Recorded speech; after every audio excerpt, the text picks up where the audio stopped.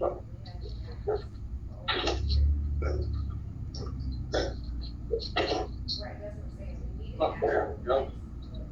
evening, Council President, fellow council members. Good evening. Please state your name. My name's Ari Goldstein, and I'm an attorney at Joe PLLC. I can't really hear you. Can you hear me now? Is that better? Yeah, my name's Ari Goldstein. I'm an attorney at Benjamin D. Joe PLLC. I'm here this evening on behalf of our client, who's a local business owner in the city. I have some written comments that I can distribute. Your time, but I might be helpful as I'm commenting this evening. And we're here because our client actually retained us almost 20 months ago, shortly after your local marijuana ordinance went into effect. I'm sorry, Council President, yes. What is this he's passing us? That is some written comments and testimony that I will largely be kind of summarizing for you in my... You are an attorney, sir? Yes, sir. And this is about a case? This is about one of our clients who's a local business owner in the City of Highland Park, who's interested in obtaining licensure to operate a marijuana business in your community, where he's operated a business for many years with his family. And we're trying to understand why the application process is not formally commenced yet. After the ordinance was adopted some 21 months ago, I believe, and went into effect 30 days after. So by our calculation, that means it's been in effect for some 20 months.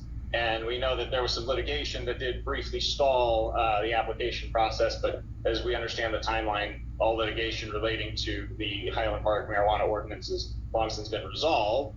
And we're concerned in particular because there's a lot of lost opportunity here for Highland Park residents, for people like our client, and for the community as a whole.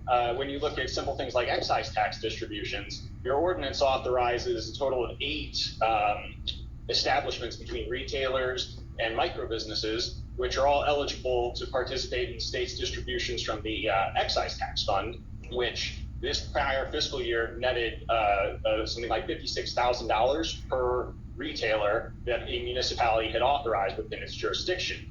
So with 8 micro businesses and retailers, that's almost $500,000 of excise tax revenue that the city would be eligible for distributions, to receive distributions from.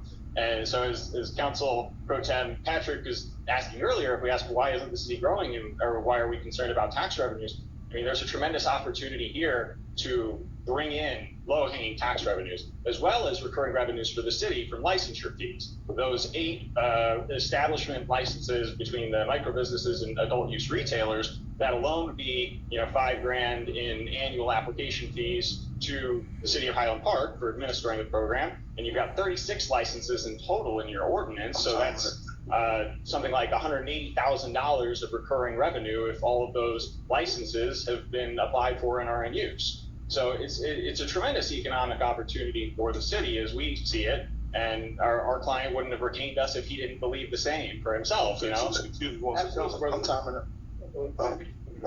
This gentleman is an attorney talking about one of our ordinances.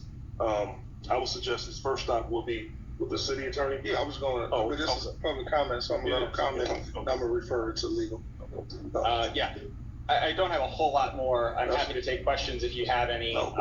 But we are really wondering, 20 months out, as many of these individuals like our client who own businesses in your community and started the process of getting state approval right after this ordinance went into effect, those pre-approvals from the state are only good for 2 years unless you are able to secure an operating license from the state in that time. So people like our client who pursued that right out of the gate, expecting the application process to launch shortly after the ordinance was adopted and went into effect, they stand to risk, they can lose their pre-qualification status with the state, which would require them to spend, tens of thousands of dollars more in application fees with the state just to get that status back. So. Okay.